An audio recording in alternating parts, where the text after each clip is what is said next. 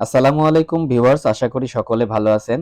তো আজকের ভিডিওতে আপনাদেরকে দেখাবো কিভাবে আপনারা আপনাদের ভোটার তালিকার লিস্ট বের করবেন এবং কিভাবে আপনারা আপনাদের ভোটার সিরিয়াল নম্বর বের করবেন এবং আপনাদের voter centre name, voter centre information, address A to Z কিভাবে বের করবেন তো দেখাই দিব। চলুন শুরু করি। তো এটার জন্য আপনারা আপনাদের গুগল প্লে স্টোরে চলে আসবেন। আসার পরে এখান থেকে সার্চ করবেন স্মার্ট ইলেকশন ম্যানেজমেন্ট লিখে সার্চ করার পরে আপনাদের কাছে এই অ্যাপ্লিকেশনটা ওপেন হবে। এখান থেকে আপনারা এটা ইনস্টল করে নেবেন। ইনস্টল করা হয়ে গেলে আপনারা ওপেনে ক্লিক করবেন। ওপেনে ক্লিক করার পরে এখানে আপনাদের ডেট অফ বার্থ অথবা আইডি কার্ডের যে জন্ম তারিখটা দেওয়া আছে সেই জন্ম তারিখটা এখানে দিয়ে দিবেন। আমি জন্ম তারিখ দিয়ে দিচ্ছি। ওকে, আমি জন্ম তারিখ দিয়ে দিলাম।